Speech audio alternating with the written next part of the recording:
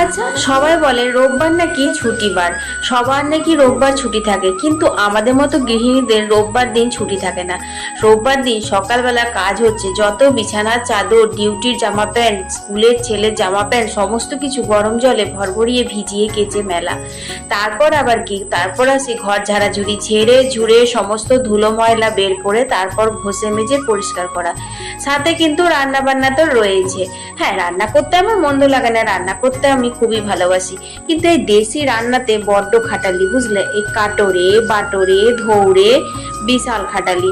যাই হোক, এবার কাটতে বাটতে ধুতে সবেরই একটা জিনিসই লাগবে, সেটা হচ্ছে জল। জান্নাত কমেন্ট করেছে, আপু আমি আপনার ভিডিও রোজ দেখি, আপনার ভিডিওতে আমার নামটা নেবেন। এই যে জান্নাত দিদি ভাই, তোমার নামটা নিয়ে নিলাম।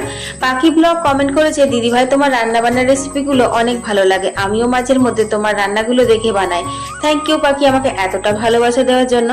দিয়া শ্রীবাস্তব লিখেছে, দিদি ভাই তোমার ভিডিওতে আমার নামটা নিলে অনেক খুশি হব, আর তোমার বুগলা আর তোমার মিনি অনেক কিউট, তাই আজকে একটু ওদেরকেও দেখিয়ে দিলাম আমার মিনি ব্লগটাতে। যাই হোক, এখানে আমি ছোলার ডালের বড়া ভেজে নিয়েছি, তারপর এখানে ওল সেদ্ধও মেখে নিয়েছি।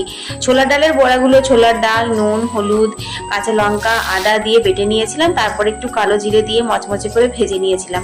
এখানে সর্ষের তেলে বড়ি ভেজে রাঁধুনি আদা ফোড়ন দিয়ে যত রকমের সবজি বাড়িতে ছিল সবগুলো নুন হলুদ দিয়ে ঢাকা দিয়ে দিয়েছিলাম ভাজা ভাজা করার জন্য। তারপর দেখি সুসেদ্ধ হয়ে এসছে, তারপর একটু সাদা তিল বাটা দিলাম, তারপর দুধ দিয়ে ফুটিয়ে ঘি দিয়ে নিলাম। ব্যাস, অনেক কিছু রান্না বান্না করে খেয়ে দিয়ে একটা টেনে ঘুম, রবিবার বলে কথা।